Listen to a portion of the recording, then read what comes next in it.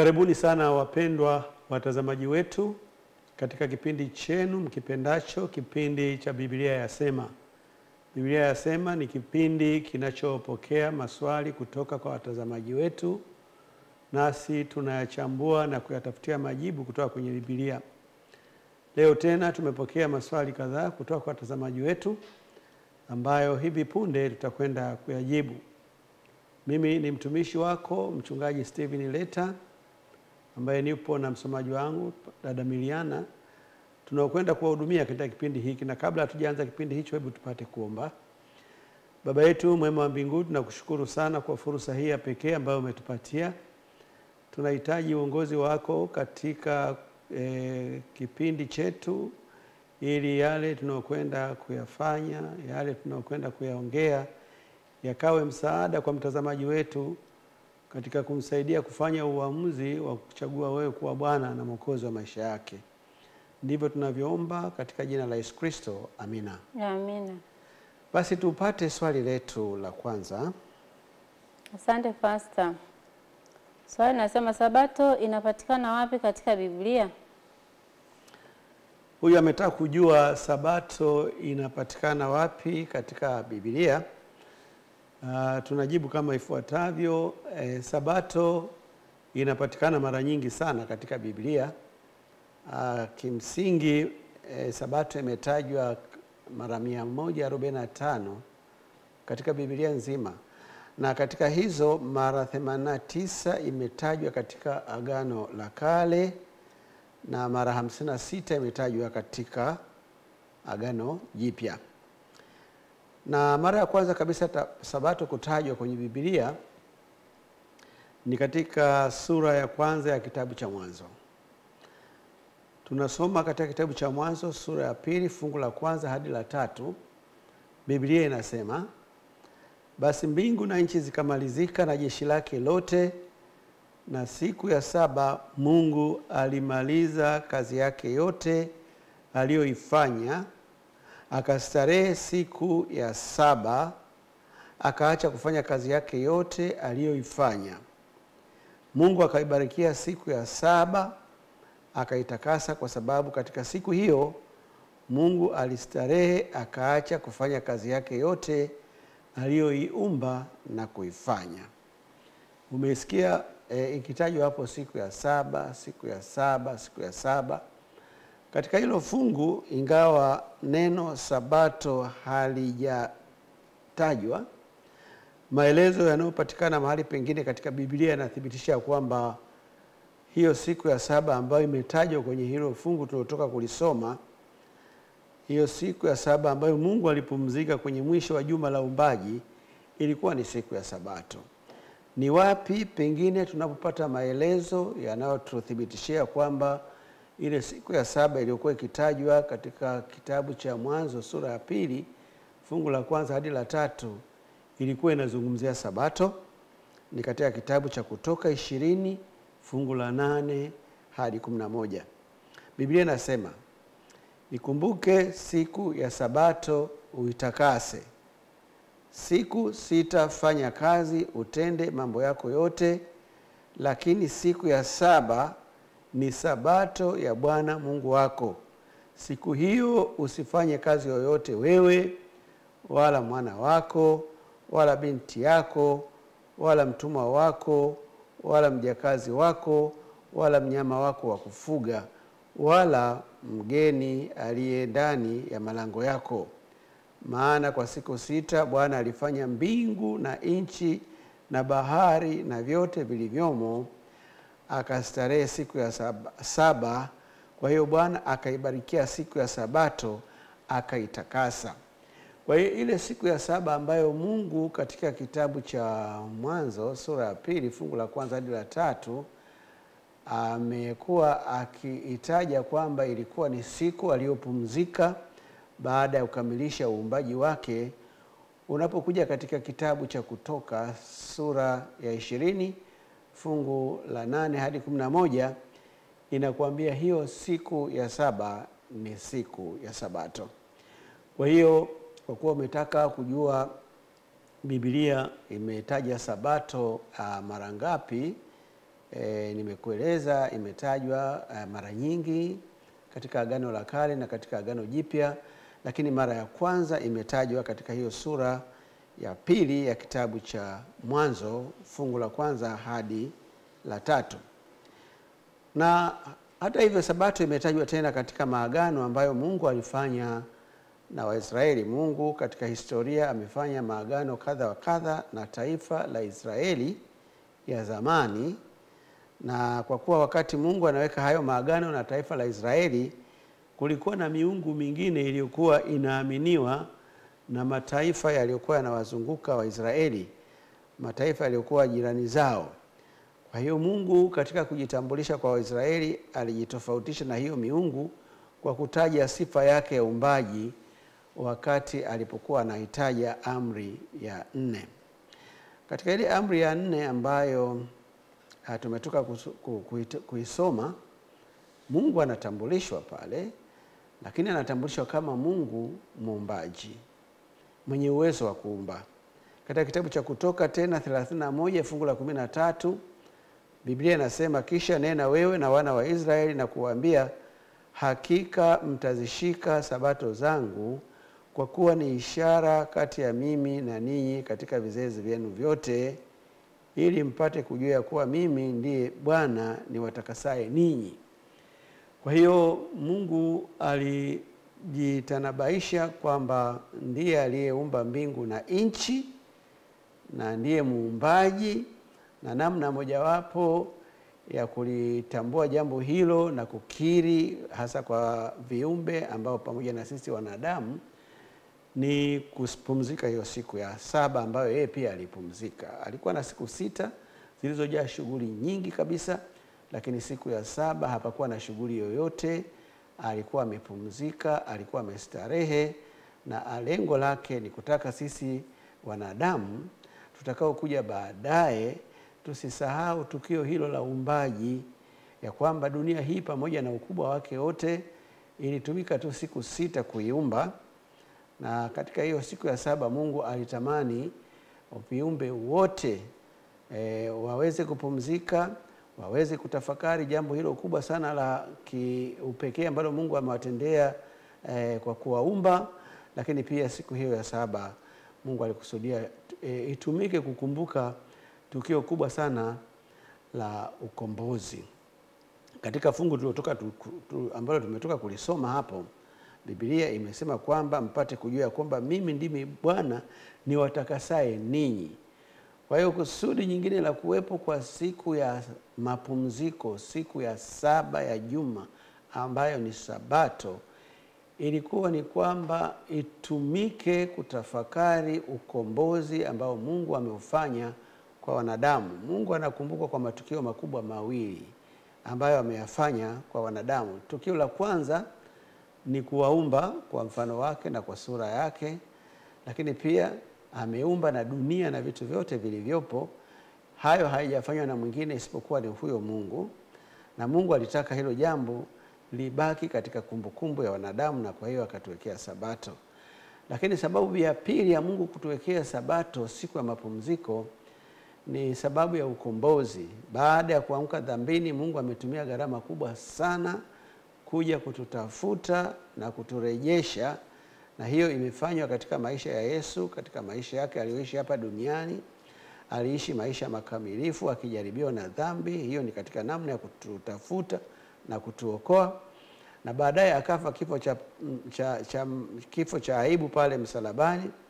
Ilikuwa namna nyingine ya kulipa gharama ya kutukomboa, ya kulipa adhabu ya mauti iliyokuwa inatukabili.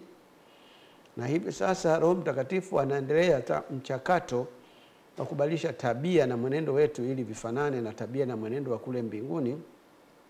Haya yote ni ukombozi ambao tunatakiwa tukumbuke kila inapofika siku ya 7. Mungu anasema tena katika kitabu cha Zaburi 96 fungu la 5, maana miungu yote ya watu si kitu, lakini Bwana ndiye aliyezifanya mbingu.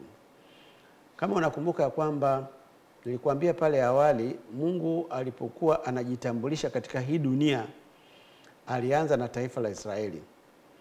Aliwachagua Israeli, na kwa kweli sio kwamba aliwachagua tu, aliwataka Waisraeli wamkubalie yeye kuwa ndiye Mungu wao ili awaonyeshe mambo makubwa kwa niaba ya wanadamu wengine. Kumbuka kwamba Mungu alikusudia kulifanya Israeli kuwa shamba darasa. Ikiwa watamkubali, basi awatendee mambo ambayo wenzao katika mataifa mengine ya kipagani wanaoamini miungu mingine kando ya huyu Mungu wa Israeli hawatendewi na hao miungu wao. Mungu hakuja duniani katika namna ya kulazimisha kwamba wanadamu wamkubali yeye kwamba ndiye Mungu aliyeumba mbingu na nchi. La, Mungu alikuja akauza sera. Akauza sera kwa taifa la Israeli, na moja sera yake ni hiyo ya kwamba anawaambia kwamba mimi ndiye Mungu mwenye uwezo wa kuumba, tofauti na hawa miungu wengine ambao mataifa jirani wamekuwa wakiwaamini na wakiwaabudu. Katika kitabu cha Yeremia sura ya 10 fungu la 11 Biblia inasema, mtawaambia hivi, miungu hiyo isiyofanya mbingu na nchi, hiyo itaangamia katika nchi, nayo itatoweka chini ya mbingu. Mungu aliwakuta Israeli wakiwa katika hali ya kuabudu miungu mingine ya kigeni, miungu ya kipagani.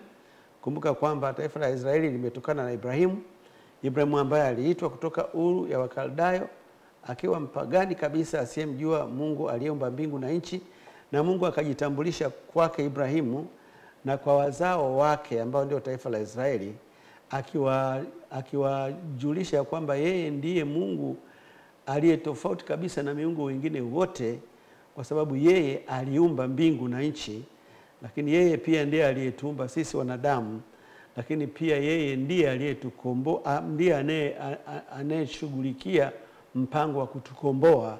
Na kwa hiyo siku ya saba itumike kwa wanadamu kukumbuka uumbaji na kukumbuka ukombozi. Sabato haikuwa kitambulisho cha watu wa Mungu wa nyakati za Agano la Kale peke yake, lakini ilikuwa kitambulisho cha watakatifu wa Mungu wa Agano Jipya na wa nchi mpya pia.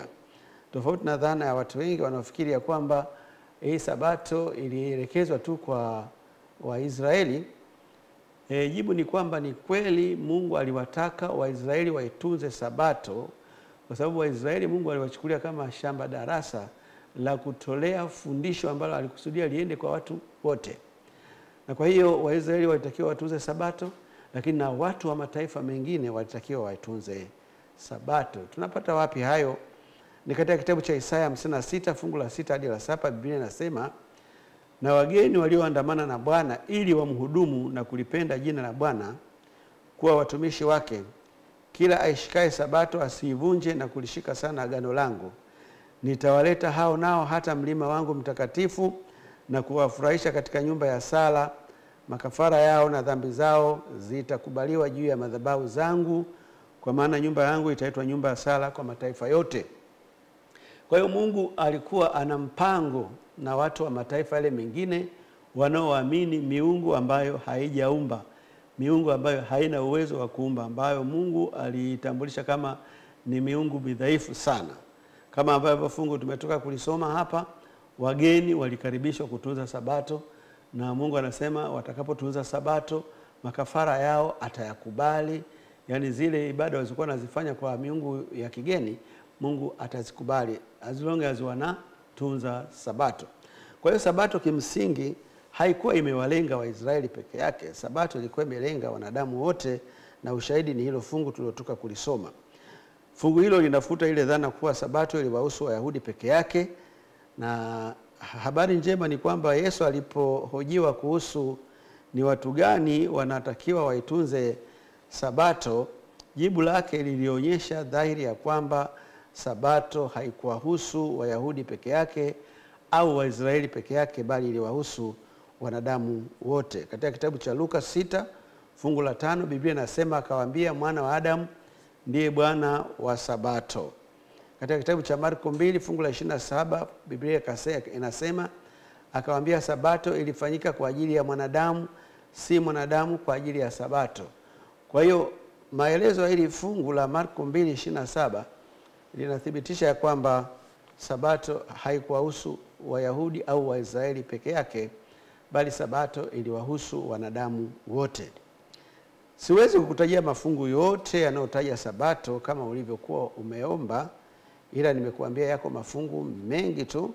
Utakachotakiwa ni kwamba uchukue muda wako uyapitie yote, na namna mzuri tu ni rahisi kabisa. Kama unayo Biblia katika simu yako inayokupa option ya kutafuta mafungu, unaandika tu neno Sabato, itakuonyesha imetokea mara ngapi kwenye Agano la Kale, imetokea mara ngapi katika Agano Jipya, na utayapitia hayo mafungu yote ili kuona hayo mafungu yanazungumza nini juu ya Sabato.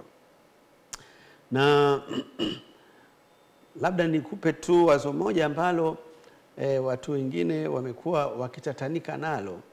Moja ya mambo wanayotatanika nayo watu juu ya Sabato ni kwamba Sabato inahusu wanadamu wote. Tumelifafanua, inahusu wanadamu wote. Lakini la pili, wanatatanika kwamba hivi Sabato hasa ni siku gani? Tunajua ni siku ya 7 ya juma, lakini siku ya 7 ya juma ni ipi? Kwa sababu leo kuna mtataniko, kuna wanaodhani kwamba Jumamosi ni siku ya kwanza kutokana na hilo neno mosi, na kwa hiyo siku ya 7 itakuwa Ijumaa.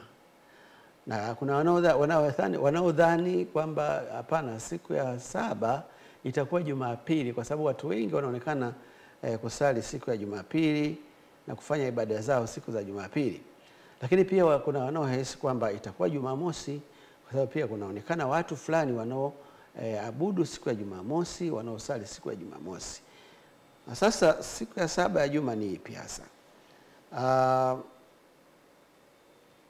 Ili kujua siku ya kwanza au ya 7 ni ipi, tunaenda kwenye tukio la kifo cha Yesu Kristo. Kifo cha Yesu Kristo kinatambulishwa katika Biblia kama kilitokea siku ya 6 ya juma, ambayo inatambulika pia katika Biblia hiyo hiyo kama siku ya maandalio ya Sabato. Na kwa hiyo ni kusema kuwa Yesu alikufa siku inayotangulia na siku ya Sabato, yani alikufa Ijumaa, na ndio maana leo tunayo siku ya kukumbuka kifo chake inayoitwa Ijumaa Kuu. Hapo uwe msingi wa uelewa wako na msingi wa kuitafuta siku ya 7 ya juma. Msingi ni upi? Msingi ni siku Yesu aliyokufa. Yesu alikufa siku gani? Yesu alikufa Ijumaa. Na siku inayofuata hiyo siku aliyokufa inaitwaje? Inaitwa siku ya Sabato. Hebu tusome katika kitabu cha Luka 23 fungu la 50 mpaka 56. Natazama, akatoka mtu mmoja jina lake Yusufu, ambaye ni mtu wa baraza, mtu mwema, mwenye haki, wala hakulikubali shauri na tendo lao. Naye ni mtu wa Arimathaya, mji mmoja wa Wayahudi, tena anautazamia ufalme wa Mungu. Mtu huyo alikwenda kwa Pilato, akataka kupewa mwili wa Yesu. Akaushusha, akauzinga sanda ya kitani, akauweka katika kaburi lililochongwa mwambani, ambalo hajalazwa mtu bado ndani yake. Na siku ile ilikuwa siku ya maandalio. Siku hiyo ambayo Yesu alikufa na huyu ndugu yetu akauomba huo mwili wa Yesu, ilikuwa ni siku ya maandalio, na Sabato ikaanza kuingia. Kwa hiyo unajua kwamba Sabato ni hiyo siku inayofuata baada ya Ijumaa. Na wale wanawake waliokuja naye toka Galilaya walifuata, wakaliona kaburi na jinsi mwili wake ulivyowekwa, wakarudi wakafanya tayari manukato na marhamu, na siku ya Sabato, yani hiyo siku inayofuata Ijumaa, walistarehe kama ilivyoamriwa. Kwa hiyo siku waliostarehe kama ilivyoamriwa ni siku ya Jumamosi. Na kwa maana hiyo Jumamosi ni siku ya 7 ya juma. Jumamosi ni siku ya Sabato. Na hayo sio maelezo yangu, ni maelezo ya Biblia, kwa sababu imetutoa kwenye siku ya Ijumaa ambayo Yesu amekufa, ikatuelekeza kwamba walimpeleka makaburini, na baada ya kuhakikisha kwamba amewekwa pale kaburini na jiwe limefungwa, wakaondoka wakarudi nyumbani. Siku inayofuata hawakuja kabisa kaburini. Walipumzika kwa sababu ilikuwa ni siku ya Sabato. Kwa hiyo kwa maelezo hayo hapo juu, Sabato ni Jumamosi, maana ndio siku ambayo wale wanawake walifanya tayari manukato na marhamu na walipumzika kama ilivyokuwa imeamriwa kwenye Biblia. Nawashukuruni sana kwa kufuatilia. Tunaenda kwa mapumziko kidogo, na baada ya kuwa tumepumzika kidogo tutarejea kuangalia maswali mengine tuliyoyapata. Tulia mahali ulipo.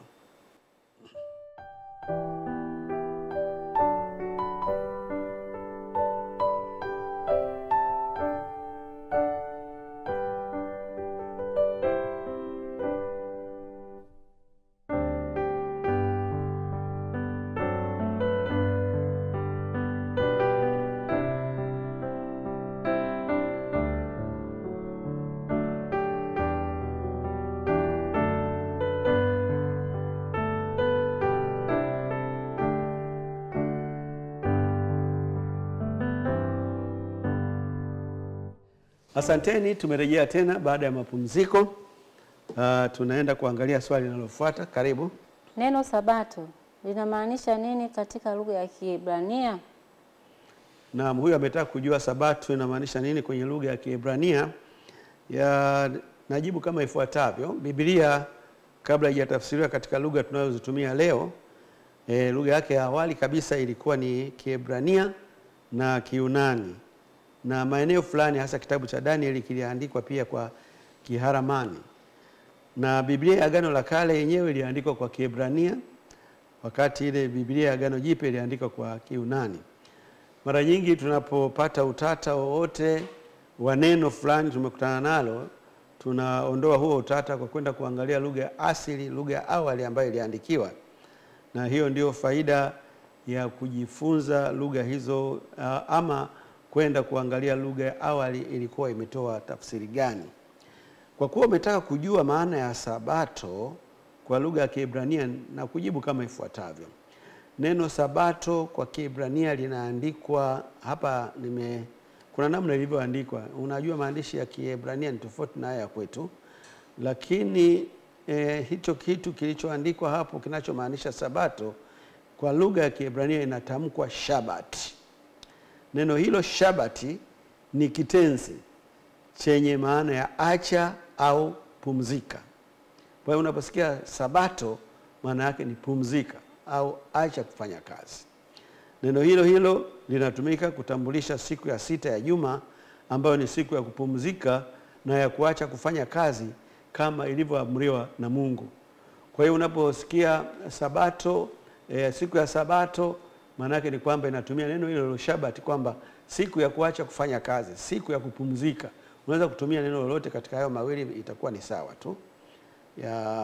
Katika kitabu cha Luka 23 fungu la 56 Biblia inasema, wakarudi wakafanya tayari manukato na marhamu, na siku ya Sabato walistarehe kama ilivyoamriwa. Kwa hiyo kustarehe, hiyo ndio Shabati. Kwa hiyo ni siku ambayo watu wanastarehe, ni siku ambayo watu wanapumzika, siku ambayo watu wanaacha kufanya kazi. Shabati inahusisha amri mbili zinazohusiana. Kumbuka, ambayo ni maana yake ni zakor, hicho ni Kiebrania, na shamol, ambayo ni kuzingatia. Kwa hiyo ni siku ambayo unapumzika au unakumbuka alafu unazingatia kupumzika. Kwa hiyo kwa lugha ya Kiebrania neno Sabato linahusu kukumbuka na kuzingatia kuacha kufanya kazi uliokuwa unafanya kila unapofikia siku ya saba ya juma, na hivyo unatakiwa kupumzika ili kutoa nafasi ya kuwa na muda wa kutosha na Mungu aliyekuumba. Hayo ndio maelezo mafupi juu ya Sabato kwa lugha ya Kiebrania. Karibu kwa swali linalofuata. Asante. Kwa nini Mungu alifanya Sabato kuwa siku ya mapumziko? Huyo anauliza swali lenye tafakuri sana. Nataka kujua kwa nini Mungu alifanya Sabato kuwa siku ya mapumziko. Okay. Jibu lake ni kama ifuatavyo. Sabato kama tafsiri ya jina lenyewe ilivyo ni kuacha kufanya kazi na kupumzika ili kupisha mahusiano fulani ya karibu zaidi kati ya mwanadamu na Mungu.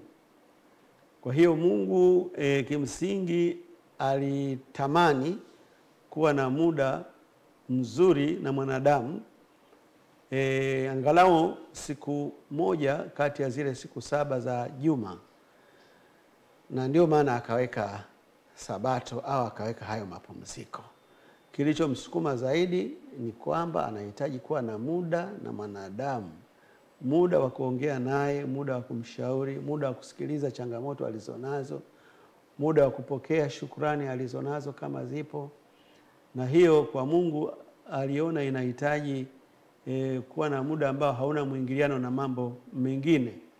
Angeweza kuchukua muda wa kumsikiliza mwanadamu na kupokea shukrani zake, huku huyu mwanadamu akaendelea na shughuli zake zingine, lakini kwa hekima yake akagundua kwamba hilo jambo haitakuwa na tija sana. Kwa hiyo akatoa amri, na inapotolewa amri ni kutii tu, kwamba mwanadamu asifanye kazi yoyote siku hiyo, awe na muda na Mungu wake. Wewe na mimi ni mashahidi ya kwamba moja ya vitu vinavyolalamikiwa sana katika mahusiano ni kukosekana kwa muda. Wanandoa hawana muda wa kukaa pamoja wakaongea, wazazi na watoto hawana muda wa kukaa pamoja wakaongea, wafanyakazi na mwajiri hawana muda wa kukaa pamoja wakaongea.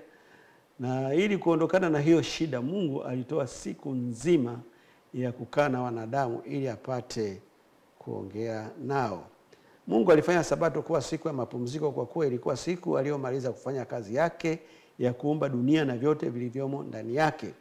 Sababu nyingine ya kwa nini aiweke siku hiyo ya saba, pengine ndio swali la muulizaji wetu, kwa nini asiweke siku ya 3, siku ya 4? Mungu alikuwa na utaratibu ya kwamba alipoanza kuumba aliweka utaratibu, kila siku kunakuwa na tukio maalum, na alipanga ya kwamba hayo matukio ya uumbaji yafululize. Yaani anaenda siku ya kwanza, ya pili, ya 3 mpaka ya 6, na itakapofika siku ya 6 au amekamilisha yote aliyokuwa amekusudia kuyafanya katika uumbaji wake. Na ndipo ilivyotokea.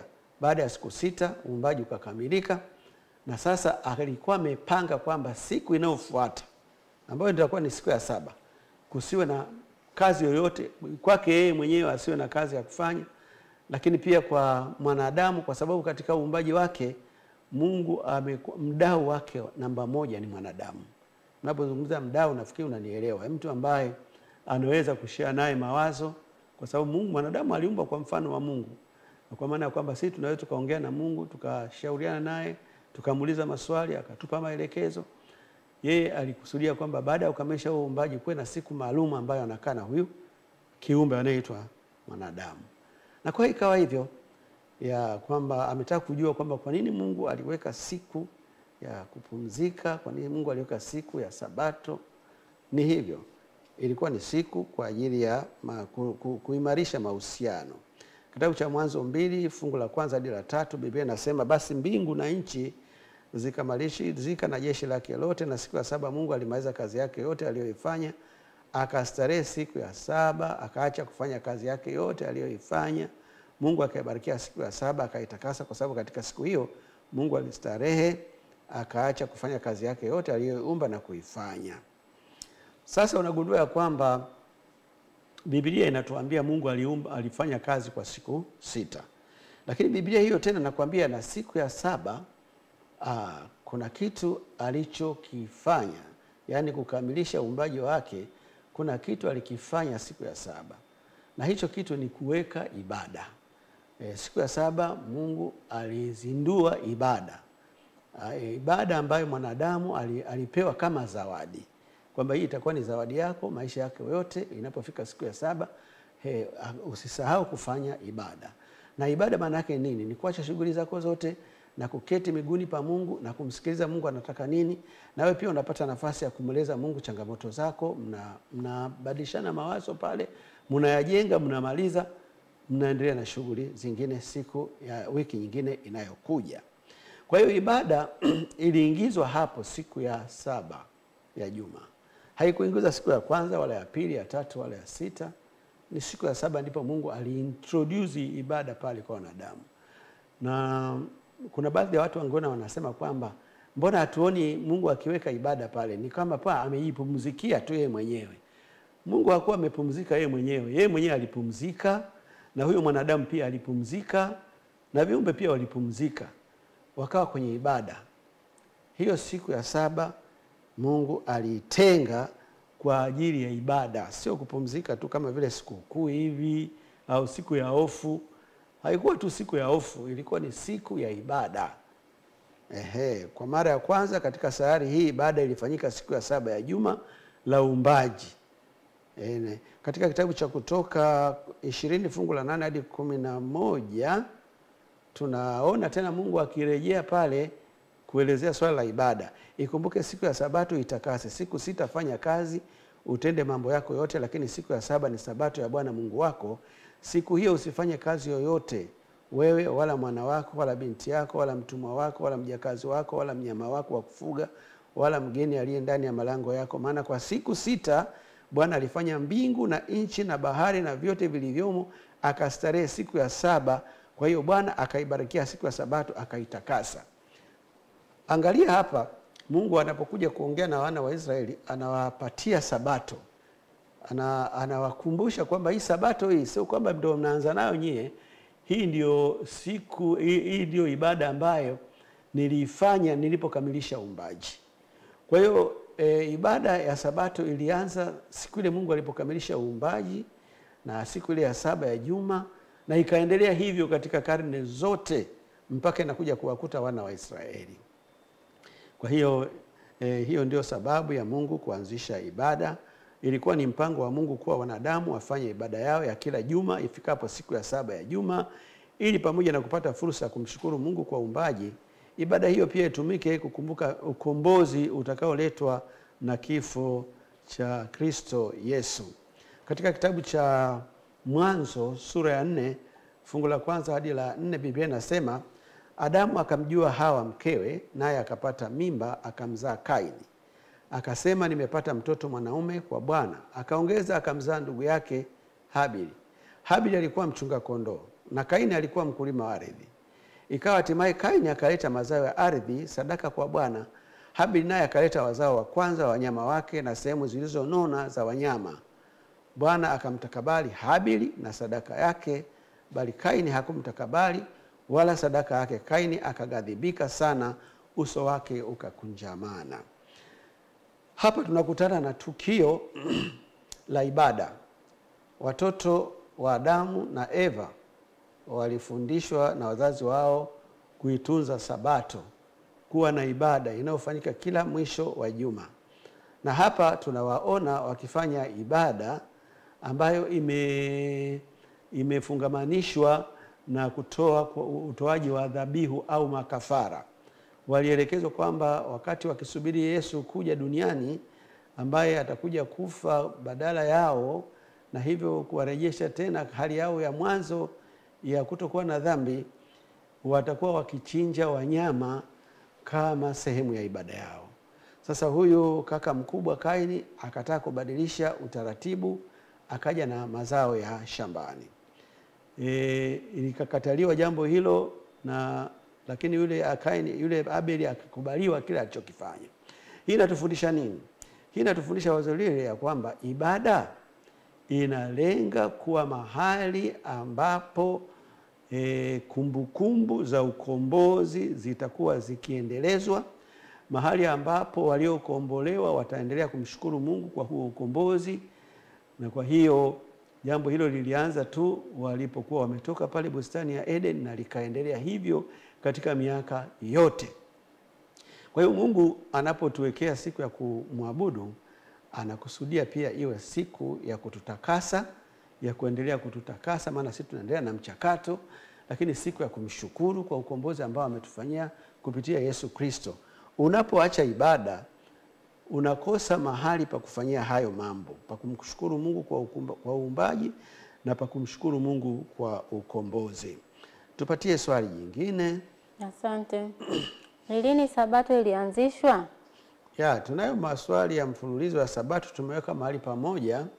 Utaona kama mengine yanafanana, lakini huyu anataka kujua Sabato ilianzishwa lini.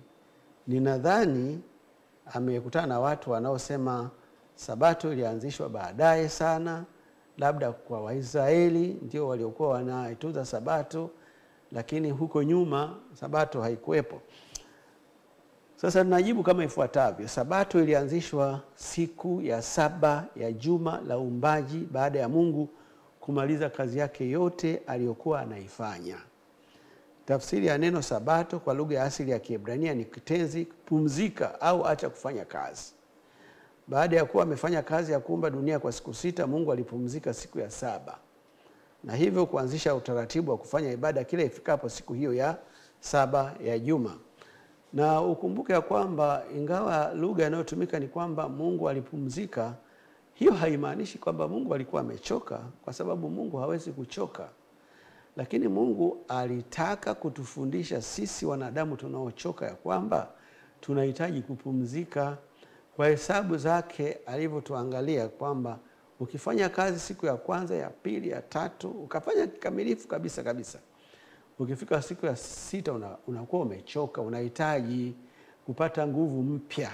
Na hiyo nguvu mpya unaipata kwa kupumzika na kwenda kwenye ibada. Huyo ni Mungu mwenye akili sana.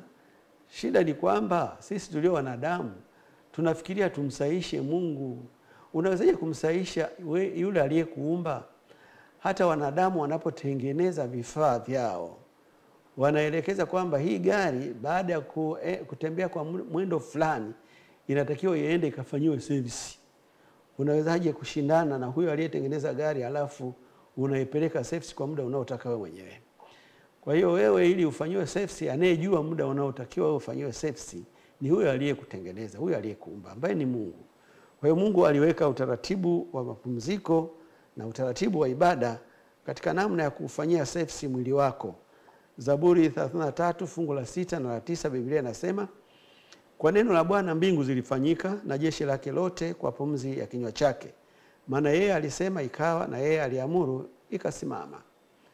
Kwa hiyo haina ubishi kabisa kwamba yeye aliyetoa utaratibu wa mapumziko kwa mwanadamu, aliyetoa utaratibu wa ibada kwa mwanadamu, anamfahamu vizuri zaidi mwanadamu kuliko yeye mwanadamu mwenyewe anavyojifahamu. Uwezo huu wa kuumba ndio unaotofautisha Mungu na viumbe wengine ambao hawana uwezo wa kuumba. Fikiria Mungu anao uwezo wa kuumba. Fikiria Mungu anao uwezo wa kuokoa. Na uwezo ambao viumbe wengine wanaojinasibu, wanaodai kwamba wao ni miungu hawana. Katika ulimwengu wa kipagani kuna miungu wengi sana, na hasa katika ulimwengu ambao Wayahudi, Waisraeli walijikuta nao, kulikuwa na miungu mingi sana. Kule Misri walipokuwa utumwani kulikuwa na miungu mingi sana. Kule Uru wa Kaldayo kulikuwa na miungu wengi sana. Lakini hao miungu wote hawana hiyo sifa ya kufanya nini? Sifa ya kuumba. Katika Zaburi 96 fungu la 5, Biblia inasema, maana miungu yote ya watu si kitu, lakini Bwana ndiye aliyezifanya mbingu. Kwa nini Mungu anawazodoa miungu wengine wote? Anasema wale sio kitu. Sio kitu kwa sifa moja tu, kwamba hawajawahi kuumba kitu chochote. Na tunapozungumzia kuumba, tunazungumzia kitu tofauti na kile kinachofanywa na wanadamu. Fundi seremala anaweza akachukua mbao na misumari akaunganisha, akatengeneza kiti, akatengeneza mlango na akajiita kwamba ameumba. Sasa hapo hakuna kitu ulichofanya cha kumfikia Mungu, kwa sababu Mungu aliumba wakati hakuna mbao, hakuna kiti, hakuna randa, hakuna chochote. Anatamka tu kwamba anataka kiwepo kiti hapa kilichokamilika, na kiti kinatii, kinatokea, kinakuwepo. Hiyo mbao iliyotengenezea miti imetoka wapi? Ni Mungu, ndio uwezo wa Mungu. Hii dunia yote unayoiona na vitu vyote hivi alitamka tu vikatokea. Vilitokea wapi? Aliwezaje kuvitoa huko vilivyokuwepo mpaka vikaanza kuonekana? Huo ndio uwezo Mungu tu anaona. Ndio maana Mungu anadai kuabudiwa. Yaani anaposema acheni kufanya kazi zenu, mtulie kabisa ili niweze kuongea na nyinyi, munipe shukurani kwa haya mambo makubwa niliyowatendea. Ana haki hiyo. Na kwa hiyo hao wengine wote wanaotafuta kuabudiwa wakati ambapo kwa kweli hawajawahi kufanya lolote la maana, hao hawana haki hiyo. Tofauti ya Mungu wa kweli aliyeumba mbingu na nchi na hao wengine ambao hawajaumba ni siku ya ibada. Wakati Mungu aliyeumba mbingu na nchi huabudiwa siku ya 7, kukumbuka uumbaji wake, Wale wengine wasioumba hufanya ibada siku nyingine sio ya saba, kukumbuka mambo mengine ambayo si umbaji. Sasa hapa elewa kitu kimoja. Ukitaka kumtrace Mungu aliyeumba mbingu na nchi, ambaye aliumba kwa uwezo ambao miungu wengine hawana, huyo Mungu anapatikana siku ya saba ya juma. Siku ya Jumamosi ndio siku ambayo anaacha kufanya kazi zake zote, anatulia akiongea na wanadamu aliowaumba kwa mfano wake. Lakini ukitaka kuwatafuta hao miungu wengine ambao hawajaumba mbingu na nchi, siku yao ya kuabudiwa ni nje ya siku ya saba. Kwa hiyo ukikuta kuna wanaoabudiwa siku ya kwanza ya juma, wanaoabudiwa siku ya sita, siku ya tano, elewa ya kwamba hao ni wale miungu ambao hawajaumba. Kwa sababu walioumba, Mungu aliyeumba mbingu na nchi ana siku aliyoipanga yeye. Na hiyo siku ni siku ya saba ya juma, ambayo kwa maelezo tuliyoyatoa hapa ni siku ya Jumamosi. Kwa sababu kwa nini inakuwa siku ya Jumamosi? Inakuwa siku ya Jumamosi kwa sababu siku Yesu aliyofufuka inaitwa siku ya kwanza ya juma, na hiyo siku inajulikana kama ni Jumapili. Hakuna wakati wote watu wamefanya Pasaka tofauti na Jumapili. Wanafanya Pasaka Jumapili, alafu kuna kuwepo na Pasaka ya pili ambayo inafanyika siku ya Jumatatu inayofuata. Lakini siku ya Jumapili ndio siku hasa Yesu aliyofufuka, na siku ya Ijumaa ndio siku hasa Yesu aliyokufa, na siku ya Jumamosi ndio siku ambayo wale wanawake walienda kaburini wakauona ule mwili, lakini hawakufanya chochote, maana ilikuwa ni siku ya Sabato, wakapumzika kama ilivyoamriwa. Kwa hiyo ukitaka kumtambua Mungu aliyeumba mbingu na nchi, lini anaabudiwa? Ni siku ya saba ya juma. Ila wale miungu wengine wale wasio na sifa ya kuumba wale unaweza kukuta wanaabudiwa Jumapili ambayo siku ya kwanza ya juma, wanaabudiwa Ijumaa siku ambayo ni ya sita ya juma, na Jumatano na siku zingine zozote. Kwa hiyo ni muhimu sana kuangalia ni lini unaenda kuabudu. Watu wengi wanasema siku ni nini? Siku ndio inamtambulisha Mungu mwenye sifa gani anayeabudiwa katika siku hiyo. Katika Ufunuo 13 fungu la 12 hadi 15 Biblia inasema, naye atumia uwezo wote wa mnyama yule wa kwanza mbele yake, naye aifanya dunia na wote wakao ndani yake wamsujudie mnyama wa kwanza ambaye jeraha lake la mauti lilipona, naye afanya ishara kubwa hata kufanya moto kushuka kutoka mbinguni uje juu ya nchi mbele ya wanadamu, naye awakosesha wale wakao juu ya nchi kwa ishara zile alizopewa kuzifanya mbele ya huyo mnyama, akiwaambia wakao juu ya nchi kumfanyia sanamu yule mnyama aliyekuwa na jeraha la upanga, naye akaishi. Akapewa kutia pumzi katika ile sanamu ya mnyama, hata ile sanamu ya mnyama inene, na kuwafanya hao wote wasiosujudu sanamu ya mnyama wauawe. Katika siku sasa unaona ya kwamba huko tunakoelekea katika siku za usoni kuna jitihada zitakazofanyika ili watu wamwabudu Mungu ambaye hajaumba mbingu na nchi, abudiwe katika siku ambayo wanadamu wenyewe wamechagua, wakishirikiana na huyo Mungu. Lakini wala sio siku ya Jumamosi, ni siku nyingine tu, siku ya Jumapili. Na hii ibada ya kulazimisha wanadamu itakapotokea, utambue ya kwamba huyo sio Mungu wa kweli, kwa sababu Mungu wa kweli halazimishi, lakini Mungu wa kweli pia anaabudiwa siku ya saba ya juma. Katika kitabu cha Yohana 4 fungu la 23 Biblia inasema, lakini saa inakuja, nayo saa ipo, ambayo waabudu halisi watamwabudu Mungu katika roho na kweli, kwa maana Baba anawatafuta watu kama hao wamwabudu. Umeona, tuna haja ya kubadilika sasa hivi. Unaposikia haya maelezo ninayoyatoa, ambayo sio mimi ninayotoa, natoa kwenye Biblia, kwamba Mungu anayo siku moja ya kumwabudu, na hiyo siku ameichagua yeye mwenyewe. Mungu hachaguliwi siku ya kuabudiwa, anachagua mwenyewe. Na ikiwa huabudu katika hiyo siku, wewe ina maana unatambulika kwamba humtambui aliyeumba mbingu na nchi. Na Mungu anasema anawatafuta watu hao watakao mtambua. Na inawezekana ikawa wewe ndio katika hao watu ambao Mungu anawatafuta. Hujachelewa, fanya maamuzi sasa. Mwabudu Mungu katika siku aliyoichagua yeye mwenyewe. Tunaenda kwa mapumziko, na baada ya mapumziko hayo tutarejea tena kwa kuangalia maswali machache yaliyobakia.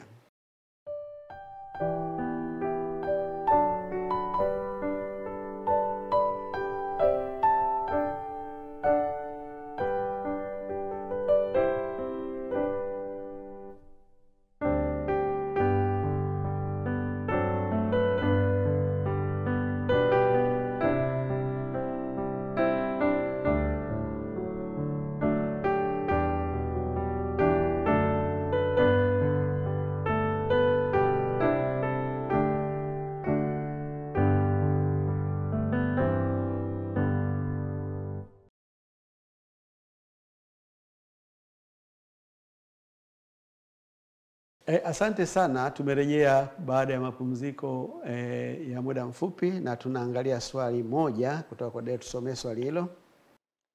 Katika kitabu cha Mwanzo ni tukio gani linalohusiana na Sabato? Katika kitabu cha Mwanzo yapo matukio mengi yanayohusiana na Sabato, lakini tukio la kwanza ni ule wakati Mungu alipomaliza kuumba dunia.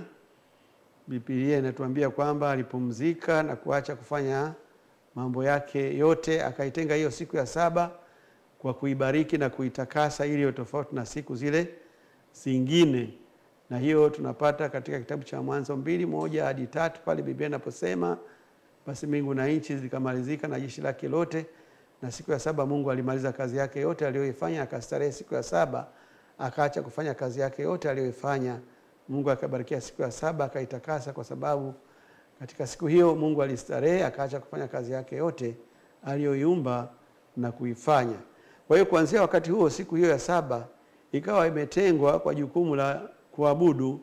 Baada ya siku hiyo ya saba ya juma, hapakuwa na siku ya 8, bali ilianza tena siku ya kwanza ya juma linalofuata, ambayo ilikuwa siku ya kazi, maana haikutakaswa.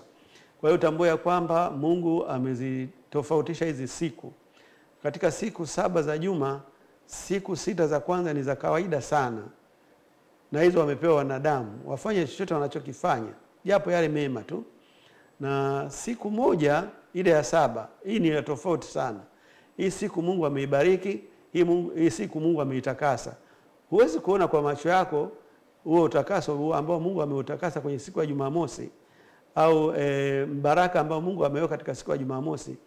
Huo unaonekana kwa hali ya kiroho, kwa imani tu. Na kwa hiyo unapofika hiyo siku ya 7, wajibu wako kama ni mtu unayempenda na kumheshimu Mungu ni kupumzika na kumwabudu Mungu wa mbinguni. Halafu hiyo siku ikipita, unaanza siku ya kwanza. Watu wengi hawajiulizi kwa nini hizi siku za juma zimekuwa 7 tu, kwa nini sio 8? Ni 8 kwa sababu Mungu anapofika siku ya 7 anaanza tena moja. Yaani shughuli zote za mwanadamu zinahitimishwa na siku ya 7 ya ibada. Sasa ni jambo la kushangaza sana ikiwa katika mfumo wako wa maisha wewe unafanya kazi siku ya kwanza mpaka ya 7. Halafu unarudi tena siku ya kwanza unafanya tena mpaka ya 7. Unakuwa na siku gani wewe ya kumwabudu Mungu? Huo sio utaratibu ambao Mungu alikuwa ametuwekea. Kwa hiyo siku ambayo Mungu ameiweka ya kupumzika ni hiyo. Mungu ana utaratibu wa kuabudiwa katika siku aliyoitenga kwa kusudi hilo tu. Katika Isaya 66 fungu la 23 Biblia inasema, na itakuwa mwezi mpya hata mwezi mpya, na sabato hata sabato, wanadamu wote watakuja kuabudu mbele zangu, asema Bwana. Hili swala la kuwa na siku ya 7 ambayo ni maalumu, iliyotengwa, iliyobarikiwa, iliyotakaswa, ni swala la kudumu, wala Mungu hana mpango wa kulibadilisha. Unaona hapo kwamba katika nchi mpya bado huo utaratibu utaendelea. Kwa hiyo acha kujizima data kwamba kwa hiyo sasa hivi Mungu hahangaiki na hilo jambo tena, ilikuwa ni kwa wana wa Israeli na sisi ni agano jipya, tumempokea Kristo. Hiyo unajidanganya, kwa sababu katika nchi mpya na mbingu mpya bado wanadamu wote kwa maana ya wote kabisa, pamoja na wewe, watakuja kuabudu mbele zake siku ya Sabato. Kwa hiyo ni utaratibu wa kudumu ambao Mungu hana mpango wa kubadilisha. Wanadamu hajapewa uwezo wa kumchagulia Mungu siku ya kuabudiwa. Moja ya makosa makubwa yaliyofanyika katika kizazi chetu ni kwamba watu wamediriki kujichagulia siku ya kumwabudu Mungu. Yaani wameketi wakasema hii hapa ndio itakuwa siku ya kumwabudu Mungu.